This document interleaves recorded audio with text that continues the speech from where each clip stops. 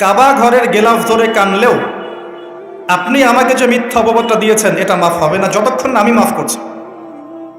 কথা কি বুঝতে পারছেন? মনে করেন আপনি আমাকে মিথ্যা একটা অপবাদ দিয়েছেন এবং ধুয়ে রেখে দিয়েছেন একদম মিথ্যা অপবাদ দিয়ে। যতক্ষণ আমি আপনাকে মাফ না করছি, কাবা ঘরে গিয়ে গেলাফ ধরে কান্নাকাটি করলেও এই পাপ মাফ হবে না ইনশাআল্লাহ। এই অবস্থায় মৌত হলে কি হবে? পরকালে দেখবেন আমি দাঁড়িয়ে আছি আপনার জন্য। আপনার হিসেব হচ্ছে, হিসেব শেষ। আপনি সালাত, সওম, হজ জাকাতের নেকি নিয়ে উঠেছেন, কিন্তু দেখছেন আমি দাঁড়িয়ে আছি, আমার মতো আরো 10 জন দাঁড়িয়ে আছে। ওই 10 জনকে আপনি গালি দিয়েছিলেন, অপবাদ দিয়েছিলেন, তাদের গীবত করেছিলেন, তাদের সম্পদ বা সম্মানের হানি করেছিলেন। এখন কিয়ামতের মাঠে আপনার নেকি দিয়ে এই ঋণ শোধ করতে হবে, অন্য কোনো অপশন নাই। আর যদি নেকি শেষ হয়ে যায় তখন কি হবে? তখন আমার আমলনামা থেকে কিছু গুনাহ আপনাকে নিতে হবে। আল্লাহ পাক ন্যায় বিচারক। আল্লাহ পাক শুধু গফুর রহিম নন, আল্লাহ পাক শুধু পরম করুণাময় অসীম দয়ালুই নন, বরং তিনি হচ্ছেন ন্যায় বিচারক। ন্যায় বিচারক। একজন ধর্ষক যদি বলে যে আল্লাহ পাক তো গফুর রহিম, আল্লাহ আমাকে মাফ করে দিতে পারেন, তাহলে যাকে ধর্ষণ করলো সে তার উপর জুলুম হবে না? আল্লাহ পাক যদি ধর্ষককে মাফ করে দেন, তাহলে যাকে ধর্ষণ করা হয়েছে ওর প্রতি জুলুম হবে না? কথা বুঝতে পারছেন না?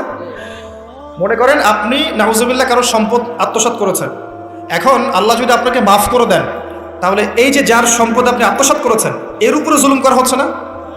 আল্লাহ পাক কি জুলুম করবেন? এক জাররা পরিমাণ করবেন না। কিয়ামতের মাঠে নেকি দিয়ে তার এই ঋণ শোধ করতে হবে, অথবা তার গোনা আপনার কাঁধে নিয়ে জাহান্নামের পথে যেতেও হতে পারে। আল্লাহ পাক হেফাজত করুন।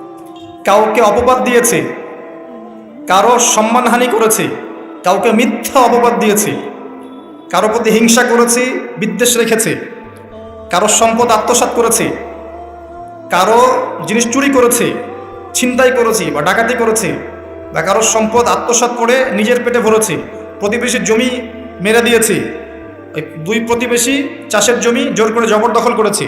এক কথায় মানুষের সম্মান, জান মালের সাথে জড়িত যে পাপ, এই পাপ আল্লাহর কাছে মাফ হবে না। তাকওয়া কি জিনিস? আল্লাহ ভীতি। নবী সাল্লাল্লাহু আলাইহি ওয়াসাল্লাম বলছেন, আত-তাকওয়া হাহুনা। তাকওয়া হচ্ছে কলিজার মধ্যে, কলবের মধ্যে। আমার দাড়ি, টুপি, জুব্বা, পাগড়ি থাকতে পারে, কিন্তু আমার কলবে কতটুকু তাকওয়া আছে এটা আল্লাহ ছাড়া কেউ জানে না। তাকওয়া সম্পূর্ণ আল্লাহ জানেন একজন ব্যক্তির মধ্যে কতটুকু তাকওয়া আছে। অনেক সময় বাহ্যিক চোখে মনে হতে পারে এই ভাইটা ইসলামিক পোশাক পরে নাই, দাড়ি আমার চেয়ে একটু ছোট, চলাফেরা কেমন জানি, সুন্নতি পোশাক নাই, ওঠা বসা চলাফেরা কেমন মনে হচ্ছে। কিন্তু কে জানে যে তার মনের মধ্যে এমন তাকওয়া থাকতে পারে যার কারণে সে আমার চেয়ে বেশি সম্মানিত হতে পারে না? আবার অনেক সময় মনে হতে পারে যে আমি এইসব চেয়ারে বসে আছি, বড় বড় ওয়াজ করছি, নসিহত করছি, অনেক বড় বড় কথা বলছি, কোরআন এবং সুন্নাহর সামাজিক কথা বলছি, পলিটিক্যাল কথা বলছি, কোরআন সুন্নাহ থেকে কথা বলছি, দেখে মনে হচ্ছে আমার পুরো দেহটা তাকওয়ায় ভরপুর। এমন হতেও পারে যে আমার চেয়ে আপনার তাকওয়া বেশি আছে। কে জানে? এটা শুধু আল্লাহ জানেন। এবং এই তাকওয়াই হচ্ছে আল্লাহর কাছে সম্মান পাওয়ার একমাত্র মানদণ্ড। তাই এখানে একটা নসিহত হচ্ছে, আল্লাহর কাছে নিরপরাধ থাকার চেষ্টা করেন, মানুষের কাছে না। আল্লাহর কাছে ফেয়ার থাকেন, আল্লাহর কাছে আপনি নিষ্পাপ থাকার চেষ্টা করেন, মানুষের কাছে না। আল্লাহর কাছে ভালো হন, দেখবেন আল্লাহ রাব্বুল আলামিন মানুষের মনের মধ্যে আপনার জন্য ভালোবাসা সৃষ্টি করে দিবেন। মানুষের কাছে নয়, লোক দেখানো বিষয় নয়।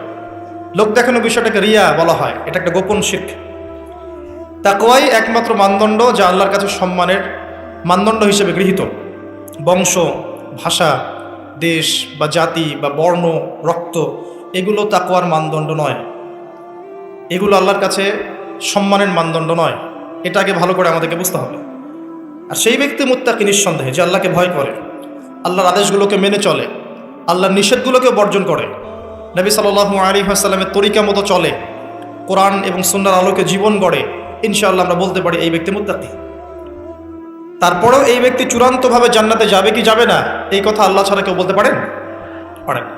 আসেন, উমর রাদিয়াল্লাহু আনহু একজন সাহাবীকে বলছেন, আপনি কি আমাকে বলতে পারেন তাকওয়া কাকে বলে? উমর রাদিয়াল্লাহু আনহুকে বলা হচ্ছে, হে আমিরুল মুমিনিন, আপনি কি কখনো কাটা বিছানো পথে হেঁটেছেন? উমর রাদিয়াল্লাহু আনহু বলছেন, হ্যাঁ হেঁটেছে। কিভাবে হেঁটেছে? আমরা সতর্কতার সাথে পা ফেলেছি। ওই সাহাবী বলছেন, এটাই হচ্ছে তাকওয়ার উদাহরণ।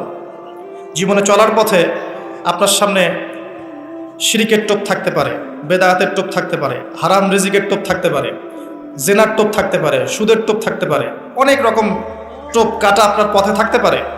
কিন্তু আপনি এগুলো বেছে বেছে চলছেন, বেছে বেছে পা ফেলছেন এবং জান্নাত আপনার গন্তব্যের দিকে এগিয়ে যাচ্ছেন। এটার নাম হচ্ছে তাকওয়া। আপনি আমি খুব ভালো করেই জানি যে আমরা আমাদের জীবনে কি কি বড় পাপ করেছি, আমাদের বিবেক জানিয়ে দিবে না? আমরা কিন্তু ভালো করেই জানি যে আমরা আমাদের জীবনে কি কি বড় পাপ করেছি। কত বছর নামাজ পড়িনি, কত বছর রোজা রাখি নাই, কত বছর জাকাত দেই নাই, কার কার ক্ষতি করেছি, কার কার উপর জুলুম করেছি, কয়বার জেনা করেছি, কয়টা মেয়ের সাথে সম্পর্ক করেছি, কতদিন বেপর্দায় চলেছি, বয়ফ্রেন্ডের সাথে কোথায় কোথায় ঘুরেছি, বয়ফ্রেন্ডের সাথে কি কি করেছি। এখন তো গার্লফ্রেন্ডও কি কি করে, তাই না ভাই? সুবহানাল্লাহ। আর কিসের জন্য অপেক্ষা করছেন? কিয়ামতের জন্য আর কোন নিদর্শনের জন্য অপেক্ষা করছেন? তবে এর পরে একটা সময় আসবে যখন মানুষ ছেলে ছেলে আর মেয়ে মেয়ে বিয়ে করবে। এই ধাপটা পার করে আরেকটা ধাপে যাবে, সেটা হচ্ছে মানুষ জন্তু জানোয়ারের সাথে জেনা করবে। বিশ্বাস করলেন না? অপেক্ষা করতে থাকেন। যখন এটাও দেখবেন তখন আমার কথা মনে করে, ভাই কথাটা বলছিল আগে, মানুষ জন্তু জানোয়ারের সাথেও জেনা করবে। ছেলে ছেলেকে বিয়ে করছে না, মেয়ে মেয়েকে বিয়ে করছে না, এবং এটাকে প্রমোট করা হচ্ছে এমনভাবে যে এটা একটা ভালো জিনিস, এটা একটা ব্যক্তি স্বাধীনতা, মানুষ চাইলে করতেই পারে। কয়দিন পরে দেখবেন মানুষ জন্তু জানোয়ারের সাথেও জেনা করে। বাচ্চাদেরকে মানুষ ধর্ষণ করছে না? এক সময় ছিল কি এই জিনিসটা? বাচ্চাদেরকে কেউ ধর্ষণ করতো? আজকে থেকে 100 বছর আগে ছিল? চিন্তা করে দেখেন, ছিল না। কিন্তু এখন স্বাভাবিক হয়ে যাচ্ছে না? অনেক দেখবেন বাচ্চা এখন ধর্ষিত হচ্ছে। আর যেহেতু এগুলোর বিচার হয় না সুষ্ঠু, ধর্ষক পার পেয়ে যায়। এগুলো কিন্তু এমনি এমনি হয়নি, আস্তে আস্তে এই সময়গুলো আসবে। যাই হোক, আমরা আমাদের ঈমান আমল হেফাজত করি, আমাদের পরিবারটাকে হেফাজত করি। আল্লাহ পাক তৌফিক দান করুন। তো যেটা বলছিলাম, আমরা কিন্তু জানি খুব ভালো করি যে আমরা কি কি পাপ করেছি। এই পাপগুলোকে একটু খাতার মধ্যে লিস্ট করতে হবে। পারবেন? নিজের বড় বড় পাপগুলোকে খাতায় লিস্ট করতে পারবেন? পারা যাবে। ছোটখাটো পাপের কথা বাদ দেন। ছোটখাটো পাপ আল্লাহ পাক অজু করলে মাফ করে দেন। অজু করলে পাপ মাফ হয়ে যায়। নামাজের জন্য হেঁটে যাচ্ছেন, পাপ মাফ হয়ে যায়। আপনি এই যে আপনার পায়ের মধ্যে একটা কাটা ফুটেছে, পাপ মাফ হয়ে গেছে। আপনি জ্বর আসছে, আপনার গুনাহ মাফ হয়ে যাচ্ছে। আপনি মুসাফা করছেন আমার সাথে, আপনার গুনাহ ঝরে যাচ্ছে, আমার গুনাহ ঝরে যাচ্ছে। ছোটখাটো পাপ মাফের অসংখ্য পদ্ধতি আছে, আল্লাহ পাক দিয়ে দিয়েছেন আমাদের। কিন্তু কবিরা গুনাহ, বড় বড় কবিরা গুনাহ খাঁটি তওবা করা ছাড়া মাফ হবে না। আমি কি বোঝাতে পারছি? কবিরা গুনাহ খাঁটি তওবা না করলে মাফ হবে না। এই রমজানে আমাদের কবিরা গুনার লিস্ট আমাদেরকে করতে হবে, নিজের আমলনামার লিস্ট নিজেকে করতে হবে। এবং রমজানে রোজা রেখে সওমরত অবস্থায় আল্লাহকে বলতে হবে, আল্লাহ আমি অমুক পাপ করেছিলাম, আমাকে মাফ করে দাও। আল্লাহ আমি অমুক পাপ করেছি, আমাকে মাফ করে দাও। আল্লাহ আমি অমুক পাপ করেছি, আমাকে মাফ করে দাও। পারা যাবে ইনশাল্লাহ? আল্লাহর জন্য এক মুহূর্তের ব্যাপার, আল্লাহ পাক আপনার সমস্ত পাপকে নেকি দিয়ে পরিবর্তন করে দিবেন ইনশাআল্লাহ, যদি মুখলেসভাবে আপনি তওবা করতে পারেন। আরেকটা বিষয় থেকে যায়, সেটা হলো মানুষের সাথে জড়িত হক। অনেক সময় দেখা যায় কাউকে গালি দিয়েছি, এই জন্য সবসময় সতর্ক থাকবেন আপনার যারা, যেন মানুষের হক নষ্ট না হয়। মানুষ আপনাকে গালি দেখ, থাপ্পড় মারুক, জমি আত্মসাৎ করে ফেলুক, হক নষ্ট করুক, কি করে করুক, আপনি তারটা করতে চান না। যারা করছে আপনি লাভবান। আপনি কেমন করে লাভবান? আপনি অসংখ্য নেকি পাচ্ছেন, আপনি জানছেনও না। যেই আপনার বিরুদ্ধে মনে করেন আপনি নিষ্পাপ, আপনি মাজলুম, আপনি কোনো অন্যায় করেন নাই, আপনার বিরুদ্ধে জুলুম করা হচ্ছে, অপবাদ দেওয়া হচ্ছে, আপনাকে আন্ডারএস্টিমেট করা হচ্ছে, ইত্যাদি ইত্যাদি, আপনি বসে বসে নেকি পাচ্ছেন, বসে বসে নেকি পাচ্ছেন। এবং পরকালে কিয়ামতের মাঠে উঠে দেখবেন অসংখ্য নেকি অটোমেটিক আপনার আমলনামায় চলে আসবে। তখন তারা আফসোস করবে, দুনিয়াতে এই কাজগুলো না করে ভালো কিছু করলে ভালো হতো। যাই হোক, মানুষের সাথে জড়িত পাপ আল্লাহর কাছে মাফ হবে না। এই কারণে এই রমজান মাসে ওই লিস্টের মধ্যে থাকবে আমি কার কার ক্ষতি করেছি, থাকবেই। কিন্তু যতটুকু মনে পড়ে লিখে ফেলবেন, সুযোগ থাকলে সেটা ফেরত দিয়ে দিবেন। যদি সুযোগ না থাকে ক্ষমা চেয়ে নেবেন, যদি সেই সুযোগও না থাকে তার পরিবারের কাছে ক্ষমা চেয়ে নেবেন, যদি সেই সুযোগও না থাকে তার পক্ষ থেকে সদকা করে দিয়ে পারা যাবে ইনশাল্লাহ। সেই সুযোগও নাই, তাহলে হাতটা তুলে তার জন্য দোয়া করবেন, আল্লাহ আমি আমার অমুক ভাইকে মিথ্যা অপবাদ দিয়েছিলাম, আল্লাহ তুমি তাকে মাফ করে দিও। আশা করা যায় আপনার গুনাহ আল্লাহ মাফ করে দিবেন ইনশাআল্লাহ। আসুন, রমজানের প্রথম কাজ এইটা, গুনার লিস্ট করা। একটু ধৈর্য ধরে বসেন, আমি অনেক ক্লান্ত, অনেক লম্বা সফর করে আসছি, এই জন্য আস্তে আস্তে কথা বলছি আর কি। তবে ইনশাআল্লাহ আজকে আমরা রমাজানটাকে কিভাবে কাটাবো এবং কোরআনময় করে কিভাবে কাটাবো কিছু উপকারী কথা আপনাকে বলবো ইনশাআল্লাহ তাআলা। আল্লাহ পাক আমাদেরকে আমল করার তৌফিক দান করুন। প্রথম কাজ পাপের লিস্ট করা, তারপরের কাজ হচ্ছে তওবা করা। রমজানে আমরা তওবা করব যে আল্লাহ পাক আমি দুনিয়াতে যত পাপ করেছি, জানা অজানা, ছোট বড়, প্রকাশ্য গোপন, যত পাপ করেছি, যা আমি জানি যা আমি জানি না, যা তুমি আমার চেয়ে ভালো জানো, আল্লাহ মাফ করে দাও। পারা যাবে ইনশাআল্লাহ? খালি বলতে হবে আস্তাগফিরুল্লাহাল্লাযী লা ইলাহা ইল্লা হুয়াল হাইয়ুল কাইয়্যুম ওয়া আতুবু ইলাইহি। এটা পড়বেন। অথবা আল্লাহুম্মা আনতা রাব্বী লা ইলাহা ইল্লা আনতা খালাকতানি আনা আবদুক ওয়া আনা আলা আহদিক ওয়া ওয়া'দিকা মাসতাতা'তু আউযু বিকা মিন শাররি মা সানা'তু আবুউ লাক বিনি'মাতিকা আলাইয়া ওয়া আবুউ বিযানবি ফাগফিরলি ফাইন্নাহু লা ইয়াগফিরু যুনুবা ইল্লা আনতা। পারা যাবে ইনশাআল্লাহ? হিসনুল মুসলিম, গুগল প্লে স্টোরে যান, একটা অ্যাপস আছে হিসনুল মুসলিম, একটা বই আছে, এটা কিনেন। সমস্ত দোয়া এখানে দেয়া আছে, দেখবেন আর পড়বেন, পকেটের মধ্যে রাখবেন, দেখবেন, পড়বেন। পারা যাবে ইনশাআল্লাহ? ইনশাআল্লাহ। এরপরে তওবার পরে কি? তওবার পরে রমজান মাসের বাজার আগে করব। এখন শাবান মাস চলছে, হাতে যতটুকু টাকা পয়সা আছে বা জমানো কিছু টাকা তো আছে, এখান থেকে আপনি রমজান মাসের বাজার করবেন। রমজান মাসে আপনি বেশি বেশি বাজারে যাবেন না, ওই মাসে যেটা আর্ন করবেন সেটা জমিয়ে রাখবেন, সমস্যা নাই। সম্ভব হলে ঈদের যে কাপড় চোপড় লাগে, আপনার স্ত্রীর জন্য এক সেট, আপনার বাচ্চার জন্য এক সেট, আপনার এক সেট, নতুন কাপড় পরা সুন্নত, এবং আমরা সবাই নতুন কাপড় পরার চেষ্টা করবেন ইনশাআল্লাহ। যাদের নতুন কাপড় নাই তাদেরকে কাপড় দেওয়ার চেষ্টা করবেন ইনশাআল্লাহ। এটাও কিনে রাখতে পারেন আগে ভাগেই।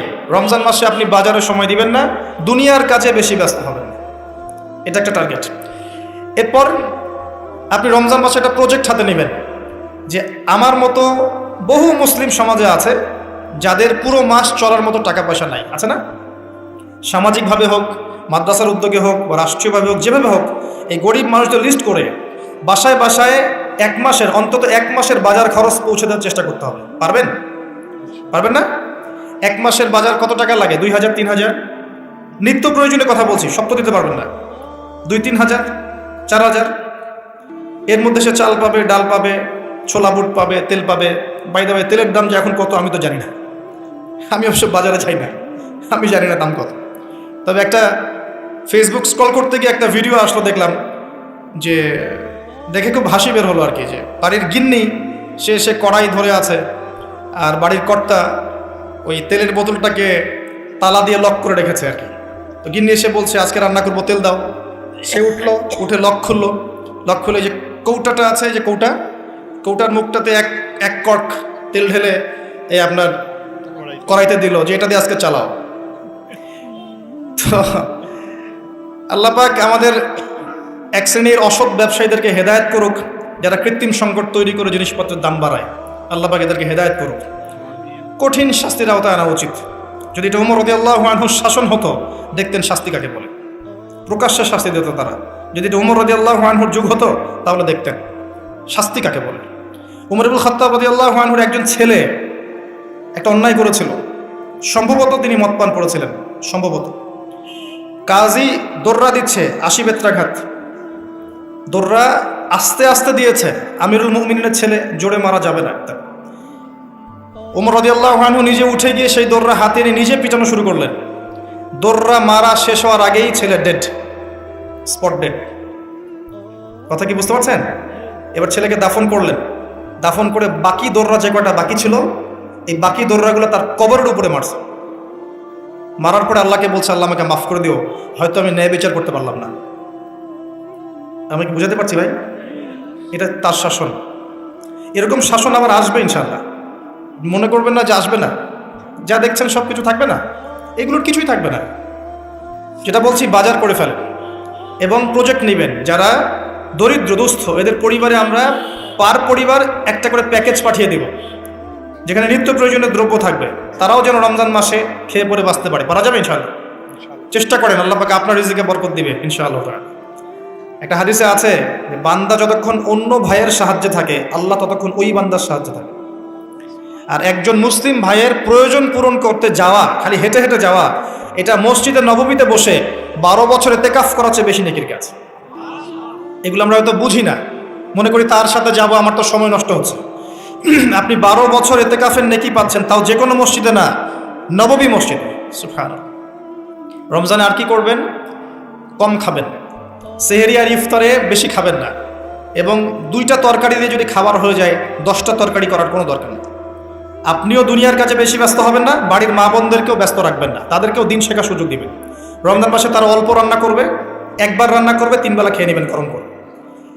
তারা তালিম করবে, তারা কোরআন শেখার মজলিসে যাবে, তারা মহিলাদের মধ্যে দিন চর্চা করবে, তাদেরকেও দিনের সুযোগ করে দিতে হবে। পারা যাবে ইনশাআল্লাহ। এবং আপনিও তালিমে বসবেন, 5 ওয়াক্ত নামাজ মসজিদে আদায় করবেন, ইসলামিক দর্শগুলোতে বসবেন, ইমানকে তাজা করবেন, ইমানকে তাজা করবেন। কম খাবেন। আমি বরাবরই বলি যে এই খাওয়ার যে ব্যাপারগুলো আছে, এখানে আমরা যারা দাবি করি যে ইসলাম আমরা প্রচার করছি, জনগণের মাঝে ঢুকাই দিচ্ছি, তাদের অনেকের মাঝেই দেখবেন খাওয়ার সুন্নত নাই। কথা বুঝতে পারছেন না? বড় বড় কথা বলার পরে খাওয়ার টেবিলে খালি বসায় দেন, দেখবেন সব শেষ, 7 পেট খেয়ে শেষ করে ফেলছে। খাওয়ার সুন্নত ওই কোরআনে আছে, হাদিসে আছে, প্র্যাকটিক্যালি নাই। নবীজি কি বলেছেন? খেতে হলে, যদি খেতেই হয় তাহলে 1 ভাগ, পেটের 1 ভাগ, আরেক ভাগ পানি, আরেক ভাগ ফাঁকা। কি চাচ্ছেন সব লেখা আছে। এটাই ইসলাম, যেখানে প্রতিটা বিষয়ের সমাধান আছে, খুঁটিনাটি সব কিছু আছে। আমরা অমুসলিম ভাই বোনদেরকে অনুরোধ করব, জীবনটাকে নিয়ে ভাবুন এবং কোরআন সুন্নাহকে একবার নিরপেক্ষভাবে পড়াশোনা করেন। এরপর যদি আপনার মনে হয় মন থেকে, হ্যাঁ কোরআন এবং সুন্নাহে সব কিছুর সমাধান আছে, নিঃসন্দেহে এটা এক আল্লাহর পক্ষ থেকে মনোনীত দিন, আর দেরি করবেন না, ইসলাম কবুল করে ফেলুন। আল্লাহ পাক তৌফিক দান করুন। বলা যায় না তাদের দ্বারা আল্লাহ পাক আমাদের চেয়ে অনেক বেশি খেদমত নিতে পারেন। আল্লাহ পাক এটা বলেছেন, ওয়া ইন তাতাওয়াল্লাউ, হে মুসলিমরা তোমরা যদি মুখ ফিরিয়ে নাও, আল্লাহর দায়িত্ব পালন না করো, আমানতের খেয়ানত করো, ইস্তাবদিল কওমান গায়রাকুম, আল্লাহ পাক অন্য কওমকে তোমাদের জায়গায় নিয়ে আসবেন, সুম্মা লা ইয়াকুনু আমসালাকুম, তারা তোমাদের মতো অপদার্থ হবে না। আসুন রমজান একটু কম খাওয়ার অভ্যাস করেন, সেহরিতে কম, ইফতারেও কম। এমনভাবে খাবেন না যে মনে হচ্ছে এটা আপনার জীবনের শেষ খাওয়া, এইভাবে খাবেন। এবার সম রেখেছেন, সম রাখা অবস্থায় 5 ওয়াক্ত নামাজ জামাতে পড়তে হবে, প্রথম টার্গেট। করা যাবে ইনশাল্লাহ? 5 ওয়াক্ত নামাজ জামাতে পড়বো। সরকার বাধা দিবে? প্রশাসন বাধা দিবে? আপনার পরাশক্তির আপনাকে বোম মারবে? কিচ্ছু হবে না। আপনি আপনার দিন পালন করবেন। লাকুম দীনুকুম ওয়ালিয়া দিন, তোমাদের দিন তোমাদের, আমার দিন আমার। আপনি 5 ওয়াক্ত সালাত মসজিদে পড়ার চেষ্টা করবেন ইনশাআল্লাহ তাআলা। আর নামাজ পড়বেন রাসূল সাল্লাল্লাহু আলাইহি ওয়াসাল্লামের তরিকা মোতাবেক, তাড়াহুড়া করে 3G 4G নামাজ, রিল্যাক্সে নামাজ। ঠিক আছে ইনশাআল্লাহ? আসেন, রোজা রেখে আর কি করবেন? বেশি থেকে বেশি আল্লাহর জিকির করবেন। সুবহানাল্লাহ, আলহামদুলিল্লাহ, লা ইলাহা ইল্লাল্লাহ, আল্লাহু আকবার, সুবহানাল্লাহি ওয়া বিহামদিহি, সুবহানাল্লাহিল আযীম, লা ইলাহা ইল্লাল্লাহ ওয়াহদাহু লা শারীকা লাহ, লাহুল মুলকু ওয়া লাহুল হামদু ওয়া হুয়া আলা কুল্লি শাইইন কাদির, লা হাওলা ওয়া লা কুওয়াতা ইল্লা বিল্লাহ ইত্যাদি যত জিকির আছে বেশি থেকে বেশি করবেন। মানুষের সাথে কথা কম বলবেন। অহেতুক চায়ের দোকানে আড্ডা পিটাবেন না, অহেতুক পাবজি নিয়ে পড়ে থাকবেন না, অহেতুক ফেসবুকে স্ক্রল করে সময় নষ্ট করবেন না, অহেতুক ইউটিউবে পড়ে থাকবেন না। আপনি জিকিরে সময় দিবেন, জায়নামাজে বসে থাকবেন, জিকিরে সময় দিবেন। আল্লাহ পাক তৌফিক দান করুন। এবং বেশি থেকে বেশি দোয়া করবেন আল্লাহর কাছে রমজান মাসে। দোয়া আপনার নিজের জন্যে, আপনার মা বাবার জন্যে, আপনার মৃত আত্মীয় স্বজনের জন্যে, আপনার ফিউচারের জন্যে, আপনার সন্তানদের জন্যে, আপনার দেশের জন্যে, আপনার জনগণের জন্যে, মুসলিম উম্মার জন্যে, সবার জন্য কি করবেন? দোয়া করবেন। দোয়ায় কার্পণ্য করবেন না। আপনি যখন অন্য কোনো মুসলিম ভাইয়ের জন্য দোয়া করছেন, তখন আপনার মাথার কাছে একজন ফেরেশতা থাকবেন, যিনি বলবেন যে তোমার জন্যও তাই হোক, তোমার জন্যও তাই হোক। দোয়া করলে লাভ আপনার, ক্ষতি নাই। আর দোয়া করার উপযুক্ত সময়গুলো খুঁজে খুঁজে বের করবেন। যেমন রোজা রাখা অবস্থায় দোয়া করলে দোয়া কবুল হয়। 2 ইকামতের মাঝখানে, মানে আজান এবং ইকামত এর মাঝখানে দোয়া করলে দোয়া কবুল হয়। নামাজের, ফরজ নামাজের পরে দোয়া করলে দোয়া কবুল হয়। সালাম ফিরানোর আগেও দোয়া করলে দোয়া কবুল হয়, দোয়া মাসুরার পরে। এরপরে সেজদারত অবস্থায় দোয়া করলে দোয়া বেশি কবুল হয়। শেষ রাতে দোয়া করলে দোয়া কবুল হয়। বৃষ্টি পড়ছে, এই সময় দোয়া করলে দোয়া কবুল হয়। একটু দান সদকা করেছেন, ভালো কাজ করেছেন, এখন হাত তুলে দোয়া করেন, দোয়া কবুল হয়। ওযু করেছেন, এখন হাত তুলে দোয়া করেন, দোয়া কবুল হয়। অনেক জায়গা আছে দোয়া কবুলের, খুঁজে খুঁজে বের করে দোয়া করতে হবে। দোয়া চাইতে হবে কেন? নিজের দোয়া নিজে করুন। দোয়া চাওয়া ভালো কাজ, এটা কোনো খারাপ কিছু না, কিন্তু নিজের দোয়া নিজে করতে শেখেন। আপনার যা প্রয়োজন আমি কি বুঝতে পারবো? আপনি যদি বলেন ভাই দোয়া করেন, বলতে পারি বারাকাল্লাহ ফিক, কিন্তু আপনার কি কি দরকার, আপনার মূল চাহিদা কি কি, আপনাকে নিজের ভাষায় আল্লাহর কাছে বলতে হবে। যদি আপনি কোনো মতে আরবিও না জানেন, আরবির কিছুই জানেন না, আমি বলবো আপনি প্রয়োজনে বাংলাতেই আল্লাহর কাছে দোয়া করেন। আল্লাহ পাক সব ভাষা বুঝবেন ইনশাআল্লাহ। আল্লাহ পাক কি সব ভাষা বুঝবেন না? ইনশাআল্লাহ। বেশি বেশি দোয়া করবেন। রমজান মাসে আরেকটা কাজ করবেন, জাকাত। আপনাদের জাকাত যেটা আছে নিসাব পরিমাণ জাকাত লিস্ট করে ফেলবেন, হিসাব করবেন, রমজান মাসে জাকাত দিয়ে দিবেন। জাকাত আটকে রাখবেন না। যদি জাকাত কেউ অস্বীকার করে সে আর মুসলিম থাকে না, সে কাফের হয়ে যায়। এটা মনে রাখবেন, জাকাত অস্বীকার করার কোনো সুযোগ নেই। আর অলসতা করে যদি না দেন, এই জাকাত কিয়ামতের মাঠে আল্লাহ পাক এগুলোকে সোনা রূপা পরিণত করবেন, করে গলাবেন, গলিয়ে কপালে, গালে আর পিঠে লেপটে দিবেন, বলেন নাউজুবিল্লাহ। এবং এই জাকাত একটা সাপের আকৃতি নিবে, সাপ, বিষাক্ত সাপ, যেটা গলায় পেঁচানো থাকবে, মাথাটা থাকবে এই কপাল বরাবর। কবরের মধ্যে যখন শোয়ানো হবে, এই কপাল বরাবর এই সাপ ঠোকাতে থাকবে, বলবে আমি তোমার সম্পদ, আজকে 7 ভোগ কর। এটা কি আমরা চাচ্ছি না। জাকাত দিয়ে দেন। আর জাকাত ইসলামিক অর্থনীতির ভিত্তি। জাকাত দিলেই গরিবের কাছে আপনার সম্পদ যাবে, তখন সেও খেয়ে পরে বাঁচতে পারবে। এভাবে সাম্য বজায় থাকবে। আল্লাহ আমাদের বোঝার তৌফিক দান। রমজান মাসে একটা কাজ করবেন, সেটা হলো পরিবারকে সময় দিবেন, পরিবারকে টাইম দিবেন, পরিবারের মধ্যে ইসলামিক সংস্কৃতি গড়ে তুলবেন। একসাথে সেহরি করবেন, একসাথে সাহরি করার পরে একসাথে ইফতার করবেন, একসাথে তালিম করবেন, ইসলামিক কোনো মুভিজ একসাথে দেখলেন, ইসলামিক কোনো লেকচার একসাথে শুনলেন।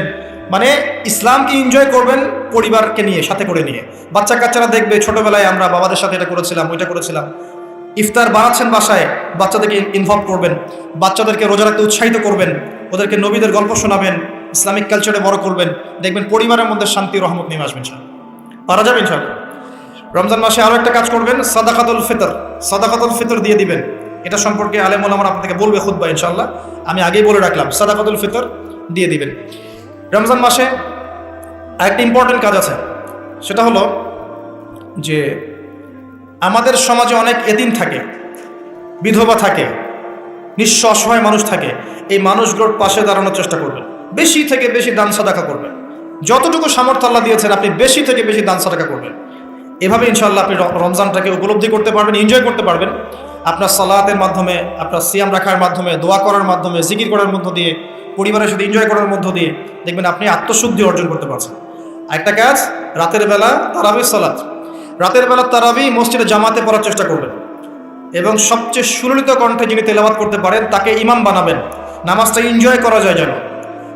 রুকু করলে সেজদা পাই না এমন নামাজ দরকার নাই। আমার কথায় মন খারাপ করছেন? রুকু করলে সেজদা পাই না এমন নামাজের দরকার নাই। ধীর স্থিরভাবে নামাজ পড়েন, মধ্যম পন্থায় নামাজ পড়েন, সুললিত কণ্ঠে তেলাওয়াত করেন। ওই মক্কার তারাবি দেখেন, মদিনার তারাবি দেখেন, অনেক সুন্দর তারাবি হয়। রাকাত সংখ্যা নিয়ে ঝগড়া করেন না। সামনে একটা ঝগড়া আসবে, 20 টাকার নাত রাকাত, তারপরে আবার ঝগড়া আসবে, ঈদের তাকবীর কতটা, ঝগড়ার তো শেষ নাই।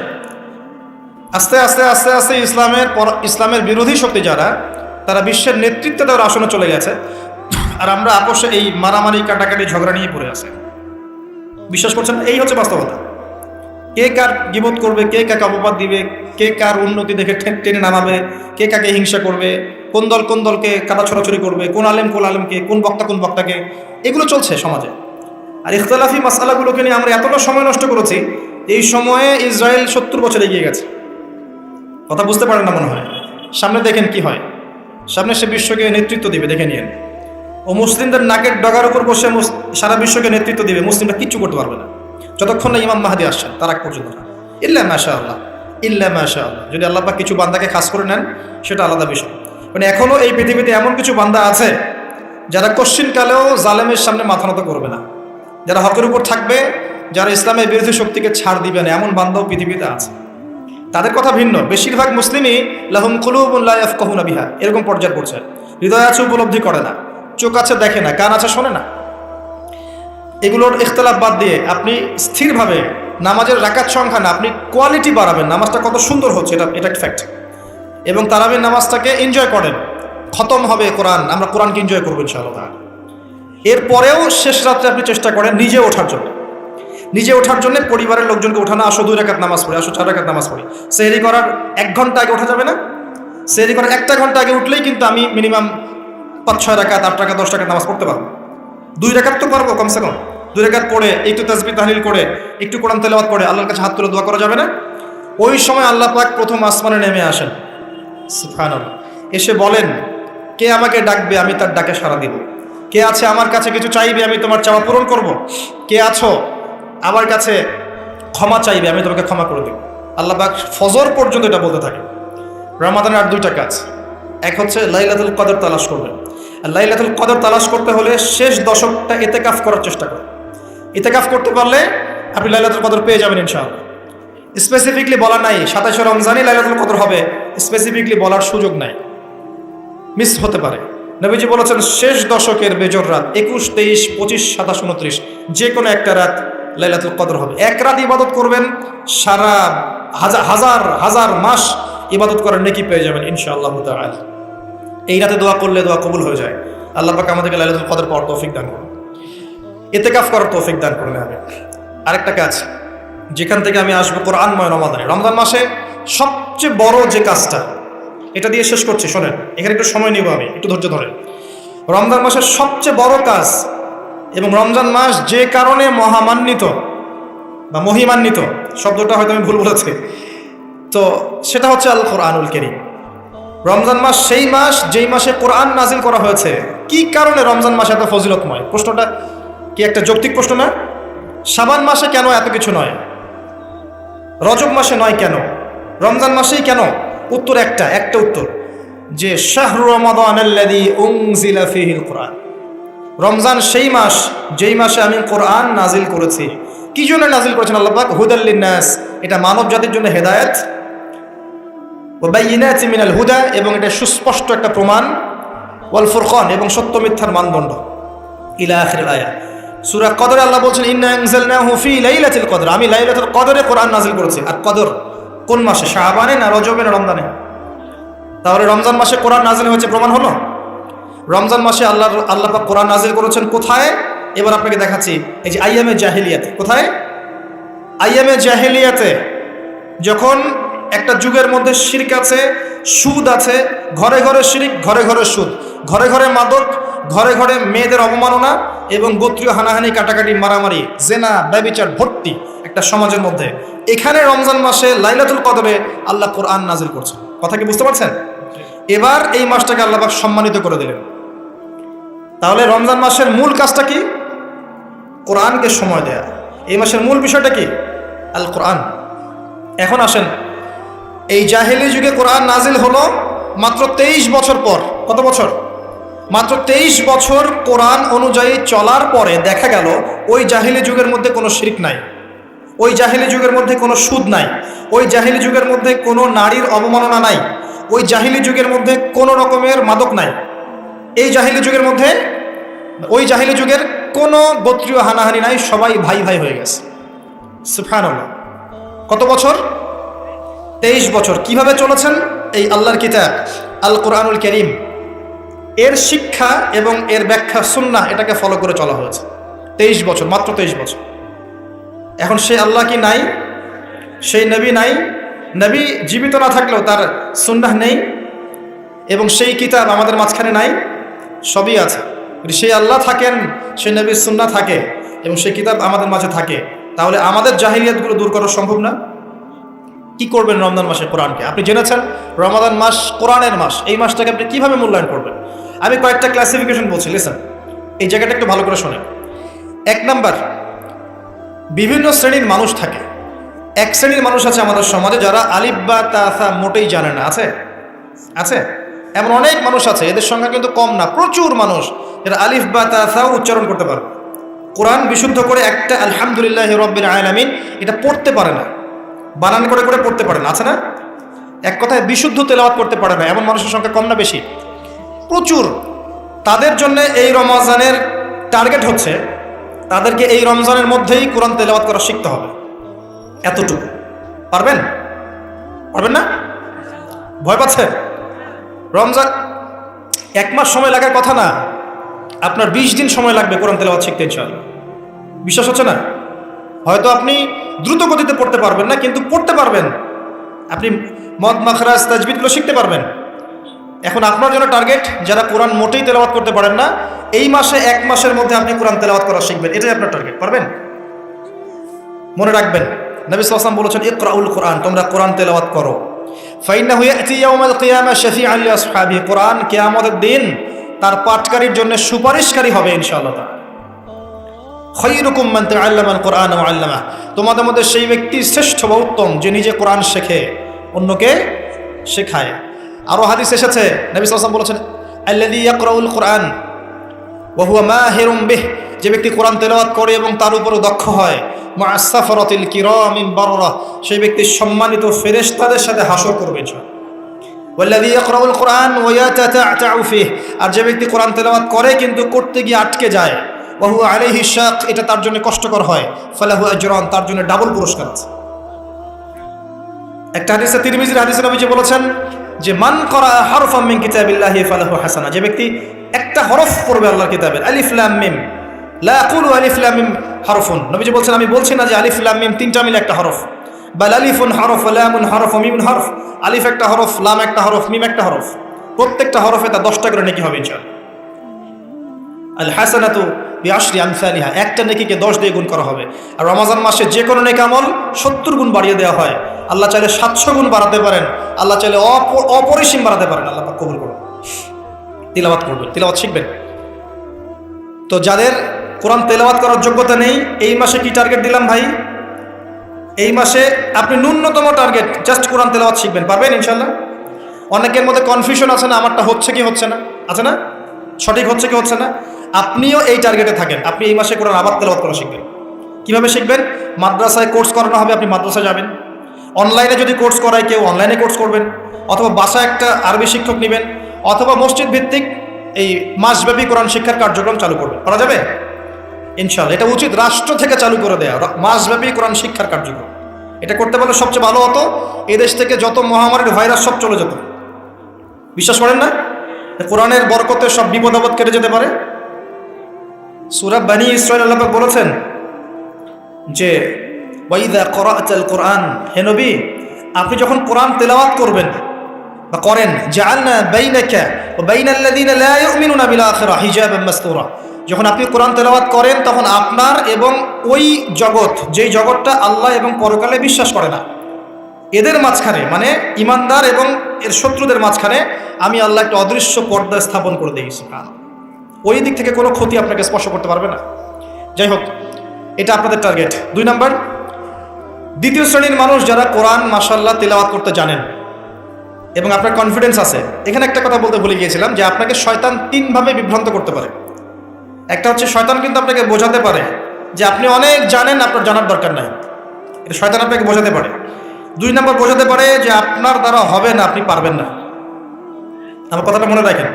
3 নম্বর বোঝাতে পারে যে আমার অনেক সময় পড়ে আছে, পরে শিখে নেবে, এত তাড়াহুড়োর কি আছে।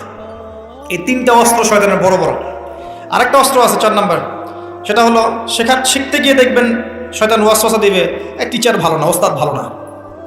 এটা একটা ওয়াসওয়াসা। উস্তাদের হাতে নিজেকে ছেড়ে দিতে হবে, তারপরে সে বুঝবে আপনাকে কোন পথে নিয়ে যেতে হবে। নবী মূসা আলাইহিস সালাম যখন এসেছিলেন খিদর আলাইহিস সালামের কাছে, হাল আত্তাবিউকা আন তুআল্লিমানি মিম্মা উল্লিমতা রুশদা, তিনি এসে বলেছেন, হে খিদর আমি কি আপনার সাথে থাকতে পারি এই শর্তে যে আল্লাহ আপনাকে যে জ্ঞান শিখিয়েছেন আমাকে শেখাবেন? তখন খিদর আলাইহিস সালাম বলছেন, ইন্নাকা লান তাস্তাতিআ মা'ইয়া সাবরা, তুমি তো আমার সাথে ধৈর্য ধরতে পারবে না। ধৈর্য ধরে ওস্তাদের কাছে সুপর্দ করতে হয়, তারপরে জ্ঞান পাওয়া যাবে ইনশাআল্লাহ। এত অস্থির হলে হবে না। 2 নম্বর শ্রেণী যারা পড়তে পারেন তাদের জন্য নসিহত হচ্ছে, এই রমজান মাসে আপনার টার্গেট এই কিতাব আপনি একবার খতম করবেন, একবার অনলি। পারবেন? অনলি একবার। প্রত্যেক দিন আপনি 1 পারা করে পড়বেন, প্রত্যেক দিন 1 পারা, 30 দিন 30 পারা। সম্ভব? খুব কঠিন? পারা যাবে না ইনশাআল্লাহ। আল্লাহ পাক তৌফিক দান করেন। আবারও বলছি, কোরআন তেলাওয়াত করলে আপনি প্রত্যেক হরফে 10 নেকি পাবেন। আপনি এই কোরআন আপনার পক্ষে সুপারিশ করবে, আপনি সম্মানিত ফেরেশতার সাথে হাসর করবেন। ইন্নাল্লাহা ইয়ারফাউ বিহাযাল কিতাবি আকওয়ামান ওয়া ইয়াদাউ বিহিল আখারিন, বহু সম্প্রদায়কে আল্লাহ পাক এই কোরআনের মাধ্যমে সম্মানিত করেন, অনেককে অপদস্থ করেন। হাফেজে কোরআনদেরকে বলা হবে, ইকরা ওয়ারতাক, তোমরা পড়ে উঠতে থাকো। ফাইন্না মানজিলাতাক, তোমার আসন হবে, মঞ্জিল হবে, ইলা আখিরি আয়াতিন তাকরাউহা, তুমি যেখানে তেলাওয়াত করা থামবে সেখানে জান্নাতে ওই উচ্চ আসনে তোমাকে বসানো হবে। কেউ যদি 500টা আয়াত পড়ে 500 তলা বাড়ি দেওয়া হবে জান্নাতে। কেউ যদি 1000 আয়াত পড়তে পারে 1000 তলা বাড়ি দেওয়া হবে জান্নাতে ইনশাআল্লাহ তাআলা। জি, শেষ করছি আমরা একটু। আর কিছু নেকি আছে, যেমন আপনি যদি সূরা বাকারা পড়েন, আপনার ঘরের মধ্যে শয়তান আসবে না ইনশাআল্লাহ, আপনার জীবনে বরকত হবে। আপনি আয়াতুল কুরসি পড়েন প্রত্যেক ফরজ নামাজের পরে, আপনার মৃত্যু ছাড়া জান্নাতে যাওয়ার কোনো বাধা নাই। সূরা মুলক পড়েন রাতের বেলা, এটা আপনাকে কবরের আযাব থেকে বাঁচাবে। সূরা কাহফ পড়েন প্রথম 10 আয়াত শেষ 10 আয়াত, ফিতনা থেকে বাঁচাবে ইনশাআল্লাহ। সূরা ইয়াসিন পড়েন, আপনার হাজত পূর্ণ হয়ে যেতে পারে ইনশাআল্লাহ তাআলা। আপনি সূরা বাকারার শেষের আয়াতগুলো পড়েন, 3টা আয়াত, সারা রাত নফল নামাজের নেকি পাবেন। অনেক ফজিলত, এটা বলে শেষ করতে পারবো না, আমি গুটিয়ে নিচ্ছি। যারা কোরআন তেলাওয়াত করতে পারেন তাদের জন্য কোরআনময় রমাদান হচ্ছে, আপনারা কোরআন এক পারা করে পার ডে পড়বেন, একবার খতম দিবেন, পারা যাবে? আল্লাহ পাক তৌফিক দান করুন। 3 নম্বর, তারা যারা হাফেজে কোরআন, তাদের টাস্ক হচ্ছে এই কোরআন রমাজান মাসে পুরোটা আবার হিফসের চর্চা করবেন। অনেক সময় ইয়াদদাশ কমে যায় না, অনেক কাজ আমরা ভুলে যাই না। হাফেজদের প্রতি নসিহত হচ্ছে এই মাসে আপনি পুরো কোরআনটাকে আবার রিগেইন করবেন, রিভাইজ করবেন, চর্চা করবেন, আবার আগের জায়গায় ফিরিয়ে নিয়ে আসবেন। পারবেন ইনশাআল্লাহ? আল্লাহ তৌফিক দান করবেন। এবং সম্ভব হলে তারাবির নামাজ পড়ান। যারা তারাবির নামাজ পড়ায় তারা সৌভাগ্যবান, তারা পুরো কোরআনটা হিফজ করার সুযোগটা পেয়ে যায়। আল্লাহ পাক তাদেরকে তৌফিক দান করুন। এখানে একটা কথা বলবো আমি 1 মিনিটে, যে ইমাম, খতিব, মুয়াজ্জিন যারা আছেন তাদের ভালো ভাতার ব্যবস্থা করবেন, তাদের পরিবারের ভরণ পোষণের জন্য ভালো অঙ্কের ভাতার ব্যবস্থা করবেন। সব কিছুর দাম বাড়বে, তাদের ভাতা বাড়বে না, এটা হতে পারে না। তাদের জন্য, তাদের পক্ষে যদি কথা বলার কেউ না থাকে, আমি কথা বলছি, তাদের জন্য আপনি ভালো অঙ্কের ভাতার ব্যবস্থা করবেন। তাদেরকে যেন পরিবার নিয়ে টেনশন করতে না হয়। নামাজ পড়াবেন, তারাবি পড়াবেন, খুতবা দিবেন, দিনের প্রচার করবেন, আপনি তার পরিবারের দায়িত্ব নিয়ে নেবেন। পারবেন? এটা করতে না পারলে তো আল কোরআন আলো ঘরে ঘরে জ্বলবে না। কোরআনওয়ালা মানুষের যদি সমস্যা থাকে তাহলে কোরআনের কথা কে বলবে? কে নামাজ পড়াবে আর কে আপনাকে তারাবি পড়াবে? তারা অনেক মাজলুম এবং অসহায়, তারা মুখ ফুটে অনেক কথা বলতে পারে না, তাদের পক্ষে কথা বলার মানুষ খুব কম। তাদেরকে ভালো অঙ্কের অনারিয়ামের ব্যবস্থা করবেন, এটা করা উচিত আমাদের সবার। একটি ইমামের বেতন 5,000 10,000 টাকা, কিভাবে সংসার চলবে? সংসার চলতে পারে না। আল্লাহ পাক তাদেরকে প্রশস্ত রিজিকের ব্যবস্থা করুন, আমিন। আমাদের মানসিকতা পরিবর্তন করুন, আমিন। হাফেজ কোরআনদের জন্য এই টাস্ক, আপনারা পুরো কোরআন হিফজ করবেন, চর্চা করবেন এই রমজান মাসে। তারপরে আর 2-3টা বলে শেষ করছি। যারা কোরআন আমরা অর্থ জানি, টুকটাক অর্থ জানি, আমাদের কাজ হচ্ছে এই রমজান মাসে কোরআনের ব্যাকরণগুলোকে ঝালাই করা, আরবি ভাষাটাকে একটু ঝালাই করা, এবং বিশুদ্ধ তাফসীরকে নিয়ে পুরো কোরআন A to Z পুরো কোরআন 1 মাসের মধ্যে অর্থ সহ পড়া। পারবো ইনশাল্লাহ? যারা আমরা অর্থ সহ পড়তে আগ্রহী বা টুকটাক আরবি ব্যাকরণ ভাষা জানি, তাদের উপর দায়িত্ব হচ্ছে এই রমজান মাসে পুরো কোরআনটা অর্থ সহ পড়ার চেষ্টা করা। আল্লাহ পাক আমাকে আপনাদের সবাইকে তৌফিক দান করুন। এখানে আমি একটা সহজ কথা বলছি, শোনেন। আল কোরআনুল কারীমের মধ্যে 600টা পৃষ্ঠা আছে। কয়টা পৃষ্ঠা? এই কিতাবের মধ্যে 600 পৃষ্ঠা আছে। প্রত্যেক 20 পৃষ্ঠায় একটা করে পারা শেষ হয়, এবং প্রত্যেকটা পৃষ্ঠায় আপনি 15টা করে লাইন পাবেন। প্রত্যেকটা লাইনে আপনি গড়ে 9টা করে শব্দ পাবেন। 9টা শব্দ, কোন লাইনে 10টা থাকতে পারে, কোন লাইনে 8টা থাকতে পারে, গড়ে 10টা শব্দ, 9টা শব্দ থাকবে। এবং এক পৃষ্ঠায় 135 থেকে 140টা শব্দ থাকে। কথা কি বুঝতে পারছেন? এভাবে হিসাব করলে দেখা যায় যে এই 600 পৃষ্ঠার কিতাবের মধ্যে সব মিলিয়ে শব্দ আছে 77,800টা। কতটা? 77,800টা, অ্যাপ্রক্সিমেটলি 78,000 শব্দ। কিন্তু সুসংবাদ হচ্ছে এই সমস্ত শব্দগুলোই নতুন নতুন শব্দ নয়, বরং এই শব্দগুলো বের হয়েছে মাত্র 4,500 শব্দ থেকে। সুবহানাল্লাহ, চিন্তা করতে পারেন? মাত্র 4,500 শব্দ থেকে এই সমস্ত শব্দগুলো বের হয়েছে। এই শব্দগুলো আবার 3 ভাগে বিভক্ত। একগুলো হচ্ছে নাউন্স বা বিশেষ্য বা ইসম, একগুলো হচ্ছে ফেল বা ক্রিয়া, একগুলো আছে হরফ বা প্রিপোজিশন বা অব্যয়, এই টাইপের। এর মধ্যে মাত্র 200 থেকে 300টা মাজদার যদি আপনি জানেন, এবং একটা শব্দ থেকে অনেকগুলো শব্দ তৈরি করার এই ব্যাকরণের টেকনিকটা যদি শিখতে পারেন, আপনি ইনশাআল্লাহ তাআলা অল্প সময়ের মধ্যেই দেখবেন আল কোরআনের মিনিমাম অর্ধেক অর্থ আপনি বুঝতে পারছেন। এটা এত সহজ, আলহামদুলিল্লাহ। অনেকে বলবেন যে এটা তো আগে শুনি নাই। নতুন নতুন মেথড আসছে না, FM মেথড, এই মেথড, সেই মেথড আসছে না। আরবি ভাষা নিয়েও চর্চা হয়, মেথড বের হয়। আরবি ভাষা নিয়ে, কোরআন নিয়ে অনেক গবেষণা চলছে, এবং নতুন নতুন অনেক কোর্স এবং বই লঞ্চ হচ্ছে। এগুলো ঘাটাঘাটি করেন, আপনি দেখবেন যে কোরআনটাকে আল্লাহ পাক সহজ করেছেন। আল্লাহ পাক এটাই বলেছেন, ওয়ালাকাদ ইয়াসসারনাল কোরআন লিযিকরি ফাহাল মিন মুদ্দাকির।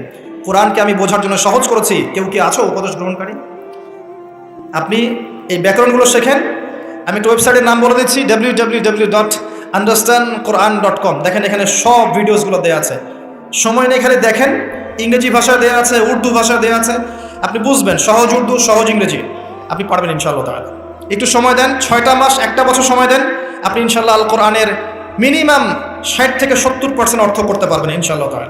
বাকি যেগুলো পারবেন না সেগুলো একটু কঠিন, সেগুলো আপনাকে আরো উচ্চ লেভেলের বই পড়তে হবে, আলেম ওলামার কাছে গিয়ে পড়ে থাকতে হবে, গ্রামার শিখতে হবে, ব্যাকরণগুলো শিখতে হবে। আস্তে আস্তে আস্তে আপনি পারবেন ইনশাআল্লাহ। শুধু সূরা ফাতিহাতে যে কয়টা শব্দ আছে 19টা 20টার মতো শব্দ থাকতে পারে। এই শব্দগুলো কোরআনে ঘুরে ঘুরে এসেছে প্রায় 7800 বার। কতবার? 7800 বার। এই শব্দগুলো আলহামদুলিল্লাহি মালিক আর রহমান আর রহিম ইয়াকা ওয়া না'বুদু নাস্তাইন, এই শব্দগুলো ঘুরে ঘুরে কোরআনে এসেছে প্রায় 7800 বার। আপনি সূরা ফাতিহার অর্থ জানেন, অর্থ হচ্ছে আপনি কোরআনের 7800টা অর্থ জানেন।